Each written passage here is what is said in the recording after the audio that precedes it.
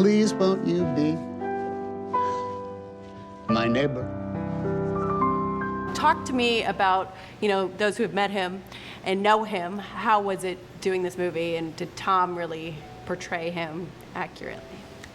I think Bill knows him best. One of the things I love to tell is that Fred really appreciated Tom Hanks as an actor. He probably saw Forrest Gump 40 times. Wow. And when he saw Big and he came into the office the next day, he said, everybody has to see this movie. Tom Hanks does a magnificent job because he is in touch with his inner child. And think about that, what Fred talks about young children. Tom Hanks it's unbelievable the work he did and the directing that went into this to have him portray Fred the way he did. It is just unbelievable to watch it on screen. And Joanne Rogers, everybody that worked with Fred, when they saw the first photo of him sitting on the steps of a trailer, dressed in the sweater, the pants, the wig, everything else, it's unbelievable. He did just a fabulous job. Can't say enough about him. So the thing that I think that the movie captures is that he was not just a nice guy. He had a tremendous natural authority. When he asked you a question, he expected you to answer it.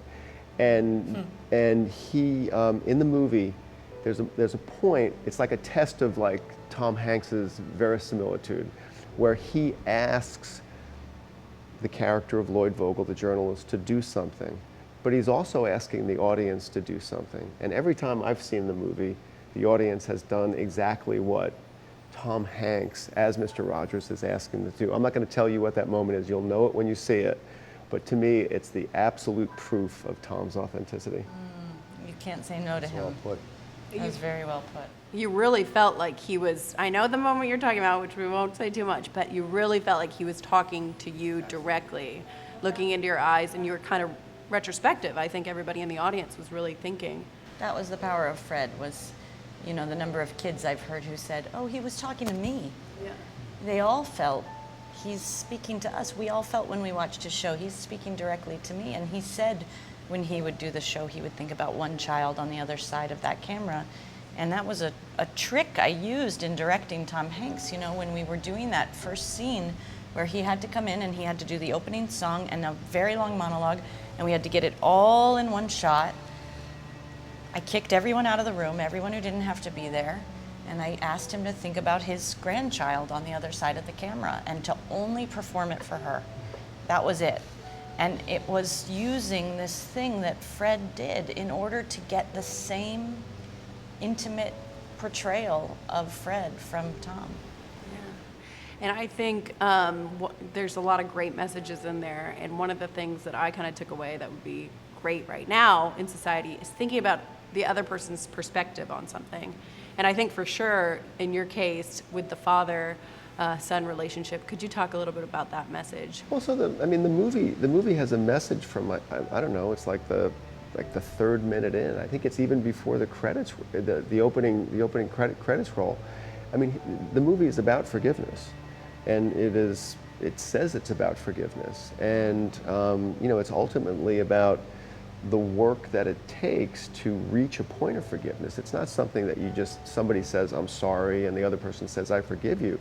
No, it takes, almost the intercession of this incredibly, sort of loving guide to get there, and that's really what the movie's about. Yeah. And Bill, his values, he was a minister, he was a man of faith. How did you want to continue that legacy on with the work that you guys did? Well, I think it continues with the productions that the Fred Rogers Production Company is doing. There is a lot going on. There's a lot as a result of this movie. There are a lot of books that have come out about Fred, a lot of stories about Fred, and just letting people know that he was a real human being, and he worked, and it comes out in a movie. He worked very hard to do what he did. It was not just something he got up in the morning and did. He really concentrated on doing good for people, and especially for children. And I loved how you showed that as a director. You showed his faith, you showed his whole spectrum of his being. Can you talk about that? I had an early exchange with Joanne where we were in her apartment, and she said to me, it is important that he's not a saint. And the reason why that's important is because if you think of him as a saint, then what he had to say is unattainable.